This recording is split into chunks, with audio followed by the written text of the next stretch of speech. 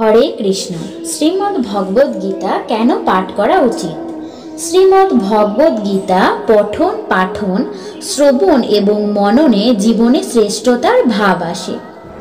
গীতা কেবল লাল কাপড়ে বেঁধে রাখার জন্য নয়, বরং গীতা পাঠ করে উপদেশগুলোকে নিজের ব্যবহারিক জীবনে প্রয়োগ করার জন্য, সুন্দর চরিত্র গঠন করার জন্য এবং মানব জীবনকে সার্থক করার জন্য।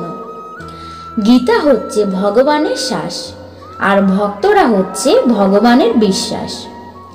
গীতা হলো জ্ঞানের অদ্ভুত ভাণ্ডার।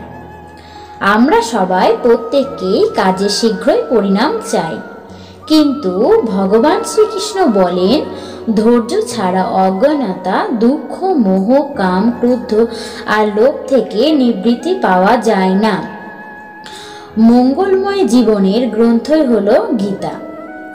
গীতা কেবল গ্রন্থই নয়, এই কলিযুগের পাপকে ক্ষয় করার জন্য এক অদ্ভুত আর অনুপম মাধ্যম। যার জীবনে গীতার জ্ঞান নেই, সে পশুর থেকেও অধম বলে মানা হয়।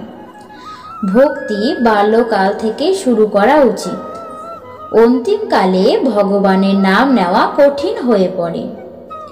এই দুর্লভ মনুষ্য জন্ম কেবল ভোগবিলাসের জন্যই নয়, বরং সেই জীবনেও কিছু। গীতা হলো ভক্তের প্রতি ভগবানের দ্বারা গাওয়া প্রেমময় গীত।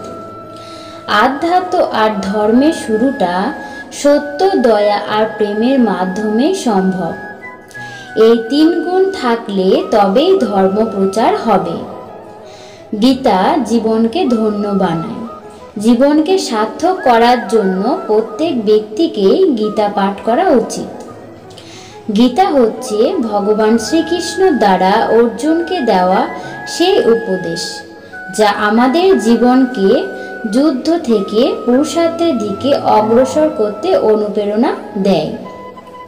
তো আজকের এই পর্বটি এখানেই সমাপ্ত হলো। যদি এই পর্বটি থেকে আপনারা কিছু শিক্ষা পেয়ে থাকেন, তাহলে অবশ্যই ভিডিওটিকে লাইক দিয়ে কমেন্টে জয় শ্রীকৃষ্ণ লিখতে ভুলবেন না এবং আমাদের চ্যানেলটিকে সাবস্ক্রাইব করে আমাদের পাশে থাকবেন।